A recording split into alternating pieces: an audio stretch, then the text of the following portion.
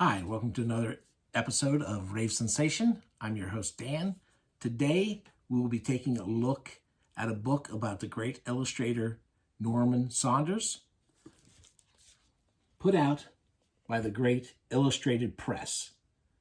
And this is the book. It's written by his son, David Saunders, and it covers his entire career chronologically. All of it,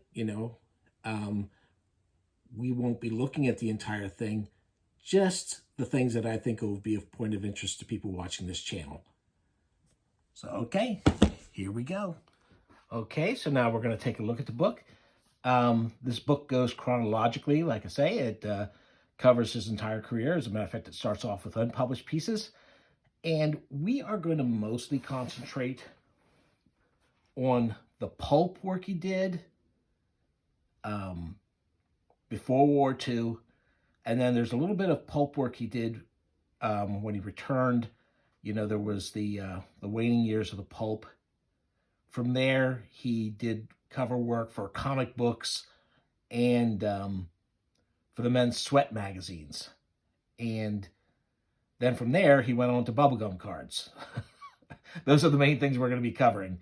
Like I said, this covers the stuff he did for like the Slicks, the more regular magazines. It also covers things like he did for Boy's Life, somewhat more legitimate stuff, but we're mostly interested in the salacious things. So here we go. Okay, so I highlighted this. I love this. To be honest, some of his early pulp work, it kind of looks similar to some other pulp work, and I'm not sure if that's the colors or what it is, or whether it's just my eye. Some things are very obviously, like this face is a very obvious kind of face that he uses a lot. This cover might have been by someone else, in my opinion, but it looks great. It's definitely him. That face is kind of a giveaway there, I guess. But I love it. It's a great cover there. And you can see they're pretty bold covers for the time period. This is 1936, and they have a nude woman on a cover of a magazine for the newsstand. But that's the pulps for you. Here's another one. I really like this one with her ruling over her horde. None of them seem to be dressed quite as inspiring as she is. Again, partial nudity right on the cover of the magazine. Girls to the guillotine. Who knows? He did a lot of Western covers. He did Western covers for the pulps. He did Western covers for the comic books. And he did Western covers for paperbacks. So, he did a lot of Western stuff. And this is one of his original paintings that are scattered throughout the books, too. And here's another one. This is one of his sci-fi pulp covers. And this one's good because here's the original painting, and here's the cover. And you see they left the space here to put that title and stuff. Great artwork there. Oh, and there's he did a sketch of the brain before he actually did it in the painting. They have the original study there. I really like this cover for Planet Stories. It's Venus Enslaved, written by Manly Wade Wellman. You can look him up. He's somebody whose stories still get reprinted to these days. But I like, you can't see the creatures' faces here or here. And then the main one is off the page there. But look at that. That's a great cover. Very, very menacing. Oh, and I really liked this cover here with the skeleton. Nice and gruesome. Oh, and this is a great cover. I love the arm lock she's got on that. That is just a fantastic, exciting cover. That would definitely make me want to pick up this issue. Usually the women on the cover of these pulps were, a lot of times they were damsels in distresses, and he painted a lot of those. But he also has a lot where the women are taking some action too. That's a great cover. Okay, and now these are some of the pulps This is the post-war pulps. Look pretty similar, don't they? Again, here's the original painting. There's the pulp cover. That's a great shot there. And this is more traditional damsel in distress, obviously a hostage taken. So you do an armored car robbery. Oh, I highlighted this one, this original. There's a couple original paintings here, but I like this one. That picture of the glass with the bullet hole in it is fantastic. I love that one. Another thing is that Norman posed for a lot of his own paintings. He would set up a camera, have these pictures taken, and he would use himself. So there it is. It's flipped. The image is flipped, but that's him posing for that. Now here we get to the comic book covers, and again, a lot of Westerns here. As a matter of fact, he does a lot of these ones where they were tie-ins with the movie star Westerns. So Bill Boyd, Tom Mix, Hopalong Cassidy. Oh, and here's a cover for a crime comic. This is just, I love, now that's a very Norman kind of face. I love how shocked he is that his ventriloquist dummy is firing a shot off at someone in the audience who I guess maybe a heckler. Boy. And now here's, at one point, Classics Illustrated decided to reprint some of their titles and with new covers. And Norm did this painting for their reissue of Frankenstein. And this is actually, most of my earliest comics were either destroyed or lost or sold off. I still have my original copy of this, and you know, they were more pricey than the average comic at the time. That was a lot of money. I think most comics were 12 cents when this was 25. But you know, I was a big Universal Monster horror fan, and so I got this. You know, you can see the artwork inside is, you know, older. You could flip it open and realize, hey, this wasn't anything new. So they were selling it on that cover. Updating the covers was a great idea, and that's a great cover. I point out this part of the book is one of his paperback covers. I thought I'd point this one out because it is an early example of a Conan the Barbarian cover. Conan the Conqueror by Robert E. Howard was in this issue. And you see there, he looks like a Roman gladiator, I guess.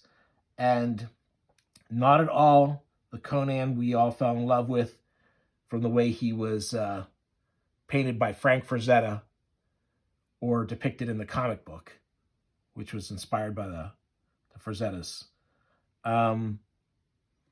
So yeah, I probably would not have picked this doggone thing up if I had seen it on the newsstand, but I did pick up the Frazetta ones. And here's some sexploitation kind of books. These were not the naughtiest of books. I know he's got some pretty wild covers here, but these are probably pretty tame. You know, the paperbacks were mostly sizzle, no steak at the time. I think it wasn't really till the 70s that they took off the kids' clothes. So now we're moving up to the men's magazines. And a lot of these images are going to be familiar. If you've ever been on this thing called the internet, a lot of people share the covers of these magazines. This particular image, this shows his layout and early work for an interior illustration. He did a lot of interiors, and in some cases the interiors were gorier or had more nudity than he got away with on the covers.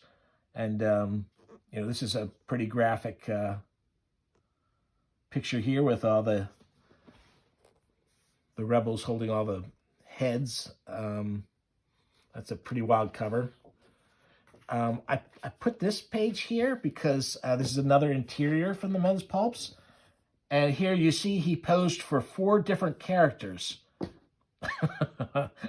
in this painting. So that's a lot of legwork there. Of course, he's changing the faces. He's not drawing himself in them. He's just using them for the way the clothing looks and you know, posture and everything. But I think that's great that they included those. And my favorite stories from the men's pulps were always the animal attack ones. And this doesn't really look that realistic for a bear, but it's a great cover. I love that one. Bears can be a little hard to draw. Wild animals can be a little hard to draw, I think. Here's 2 more animal attack covers.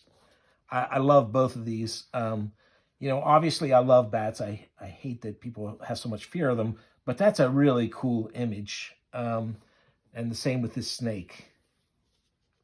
Great stuff there. Again, here's an interior illustration for a story about World War II and firebombing. And you see how gruesome that is. Much, much worse than they would have put on the cover. Well, and he did a lot of covers with Nazis threatening women. And those are some of the most collectible of the men's magazines because of these covers. And now I'm not going to flip. There's a bunch of pages of these because he did a fair number of them. There's a lot of torture and stuff, and so I'm not going to flip through too much. This is pretty over the top as is, but I'll you know, it's interesting. It's wild, you know, and the things that they used to sell they knew their audience. Oh, and so next we're going to go to the trading cards, and of course once more, Norman's got shows off a little bit of vicious streak, and you see how bloody these Civil War cards are. You know, guys impaled, guy carrying a wounded soldier, guy getting a bayonet. So they're pretty over the top there. But now, okay, Mars Attacks cards. Now, as David points out in this, Norman was not the only person who worked on these cards. He is the person who painted them, and he did come up with a lot of the look for the Martian stuff and the images. Like I said, he wasn't the only one who worked on them, but there they are. And of course, you're going to remember these.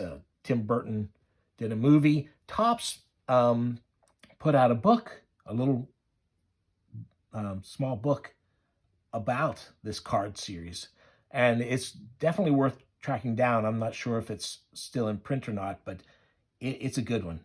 And they had some behind the scenes stuff for that little book.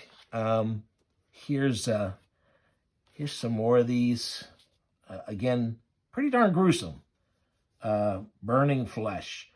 Once again, he's using himself, posing for these.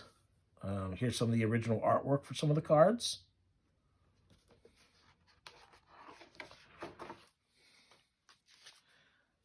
And here's the author of this book posing as the little boy whose dog is getting killed in one of the most over-the-top cards in this original series. You see destroying a dog. So that's David. And then they have a couple of really big close-ups of the artwork. Terrific stuff there. There. I think this card replaced the one, this painting replaced the one of the young woman in her nightgown in the same pose. Oh, and next, here are the ugly stickers. Now, I think you'll probably recognize these. the ugly card stickers started off with 12 images by Basil Wolverton. The thing is that Basil was upset that he didn't get to keep the rights to his work, and so he left after he had only done 12 cards in the series. So Norm and Wally Wood, the famous comic book artist, did the rest of them. These particular ones are by Norman. And that one I had a little rubber toy of, and that one I had a little rubber toy of. I don't know if these ever got made into toys or not, but I don't have them. This was a rejected card. I can see why it was rejected. What were you thinking, Norm? This is just a little marsupial. Not anything like this, the rest of the stuff. There's what this is some of the cards on the back of them had part of a puzzle. And this is the monster if you put the puzzle together. Then, wow, I know a lot of kids who had these cards. When the Batman TV show was popular, at school, a lot of kids had these. Wildly popular. And they're pretty good. The Joker in the card set looks a lot more insane than Cesar Romero looked in the TV show. And there's some fairly good images in this. There's Norm posing as the Riddler. So a pretty good crazy look. So yeah. Then, okay. So a fellow named Stan Hart was the main writer for a lot of the Topps cards. And he came up with the idea, I guess, of these wacky packages. And Norm Saunders is the one who actually painted these covers. Wacky packages. You had to know these. I had that. I loved that one with the worms, the way the worms looked, the way that guy's face looks. This is some great stuff. And there's some more of them. They do the parody of their own product, wormy packages. So there you go. Mud magazine, yeah. All right. So he did a lot of other cards too. I'm not going to flip through them all. I think that's a pretty good look at the work of Norm Saunders. This is a great book. It's out of print, but I don't think it's too hard to get. And David has actually written some other books about some other illustrators. And hopefully in the future, I'll take a look at some of those. And definitely check out the Illustrated Press's website. Check out their magazine. The magazine covers a lot of different illustrators, and there are still some of their books in print. So check out that website. Okay? Thank you very much.